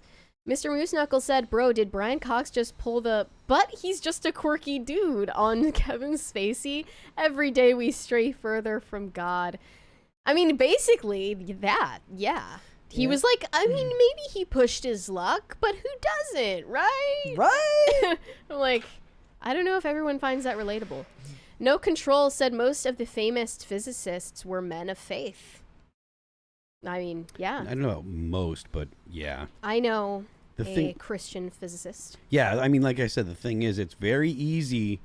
Like, it's very easy when you don't know much about physics and science and stuff to be like, no, there's not. I know things. I'm very smart. But once you start seeing how absolutely crazy and weird reality is, then it becomes less and less easy. It becomes much harder to say, I know this for sure. Like, it's really, really, really hard to be like that. Olvin McGoth said, shout out to the channel Philosophize This. Haven't heard of that. It's a good name. Shout out. Donovan Arnold said, Phil right on fussy kids in public. Annoying, yes, but as a parent, if you take your kid away every time, you'll never attend anything. Adults got a deal. I mean, generally, I feel that way because it does train a kid to throw a fit. If they have the Pavlovian response, they're going to get to go outside or something. They'll want to do it more. Mm-hmm. I've noticed that. Hiroshima Otaru said women did this to themselves. Did what? Inviting men into women's spaces. Men woke up one day and they're like, look, if you guys get to join the Boy Scouts, then your Pilates group is toast. Mm-hmm. Pretty much. Greg Duvier said more men need to go to those classes now. I think you're going to start signing up. Dr. Freekoff said, boo effing who? We weren't allowed to complain about women in our spaces. More men should ruin their hobbies and see how they like it. They will have a hard time finding non-male feminists who are sympathetic to their plight. They will. Yeah. I don't think that trying to get revenge against all women for feminism is a great strategy. No, it's a terrible idea, but that doesn't mean it's not going to happen. Yeah, realistically. We have a 20 from Dr. Larsena. Just to be clear, I don't believe for a second that the Pope is responsible for your salvation. I think Jesus is, which is why I'm a Protestant. Point is that Catholicism is dangerous like monarchism and authoritarianism. You guys should have a debate. I don't think monarchism or authoritarianism are inherently dangerous, and I also agreed that Jesus is responsible for my salvation, and I'm Catholic, so you're misrepresenting what Catholics believe. Shane H. Wilder said, hot take, no one should do yoga. I agree with you, Shane. Weary Traveler said, resist the demiurge, Phil. What does that mean? I have no idea. Shane H. Wilder said, when someone tells me that yoga is just stretches, I'm like, well, just do stretches then. I don't care about chakras or any of that other gay-ish. Yeah, I mean, I've tried like Tai Chi before and it definitely was interesting, but I probably wouldn't do it now. Weary Traveler said, how can you call something dumb if you don't fully understand it to refute it? Is this about Protestantism? I mean, I'm generally just going to admit that I'm never going to be a theologian. I'm never going to be an expert on these things, nor am I going to be a historian, and that's not my calling and it's not my place. But I am also going to go by my intuition and my trust in the authority of the Catholic Church and hopefully understand these things better over time. But I'm not an authority on it. So I don't really know why I would be the person to argue with about these things. Shane H. Wilder said the Pope is only infallible when speaking ex cathedra, which has only happened twice in church history, that last time with Pope Pius XII in 1950. Tacty Platty said, Mary, correct, it's censured. P.S. All y'all look good. Thank you. Thank you, guys. And thank you for the 8th party. Very close to 10. That's all I'm saying. We're dangerously close. Yeah. Red Snow said, going to New York tomorrow. Hope I come back in one piece. How are those congestion prices treating you? Be careful out there. Jose Quintana said, Phil, I hope you like The Witcher. First 2 seasons were fine. After that, no. Empress, long live the Ghost Empress, and Brett too. Thank you. We hope that Brett lives a long time. Greg Duvier said, congratulations, Tim. It would be great if he would super chat in to announce he is a father to keep the tradition going. Was that what a tradition? I think he's busy. I think Tim might be a little bit busy right now. He's got stuff to do. Yeah. Red Snow said, also praise be to Space King and be positive. Indeed. I think we're all caught up on the super chats now. All right, guys. Before we go, would you hit the like button on this video, please? And subscribe to this channel if you are new here and you have not subscribed here yet already. Phil, thank you. Thank you very much. I am Phil That Remains on Twix. You can subscribe to my page there. I'm Phil That Remains Official on Instagram. The band is All That Remains. New record dropped on January 31st. Please go check it out on YouTube, Amazon Music, Apple Music, Spotify, Pandora, or Deezer. And don't forget the left lane is for crime. You can send me validation on Instagram at Mary Archived, or you can send me hate on X, that is also Mary Archived. I will also be derailing on IRL tonight with Phil hosting, so that's exciting. Let's go. You have another super chat from Tacti Platty. Fellow crisis actors, stop super chatting about religion, talk about pop culture things like Star Trek, and getting Brett to watch it. Religion is absolutely popular culture. Look, talk about what you want to talk about. Yeah. You just might not get the answer you're hoping for. Yeah, and because I was just about to finally watch Star Trek, I finally gave in to your demands, but you spelled my name wrong, so now I'm not going to. I don't believe that you actually had given in. We have another from Not That John Stewart. The IRL tradition of people super chatting into IRL while their kid is being born. It's a thing. I'm surprised people have the time on their hands. That's crazy. Yeah. But no, Tim's baby is officially here. Is it here? Officially arrived. Yes. All right. Guys, if you want to follow me, Instagram and Twix, at Brett Dasovic on both of those platforms. This show is here 5 days a week, guys, Monday through Friday, 3 p.m. Eastern Standard Time, which is noon Pacific. Amazon Music, Apple Podcasts, Pandora, and Spotify if you would like to listen rather than watch the show. And if you want to follow the show on social media, we are on Twix, at popculture_show, Facebook, and not TikTok, because we were banned on TikTok, at Pop Culture Crisis, and on Instagram, at Pop Culture Crisis Pod. Guys, we'll be back with another episode. Oh, one more. Super chat from No Control. Congrats to Tim. Are we getting Phil cast tonight? Yes, you are. And just to clarify, I did not mean the baby is here. Look, like physically here. I mean in the world. Yeah. Tacti Flatty said, Brett, that is why you rock and love this show. Yurishima Otaru said, Brett was this close to watching Star Trek. That's definitely not true, guys. I wasn't going to watch Star Trek. We'll be back with another episode tomorrow, everybody. We'll see you then. Bye. Bye, everyone. Oh, and one more from Red Snow. He says, last. You got it. Bye, guys.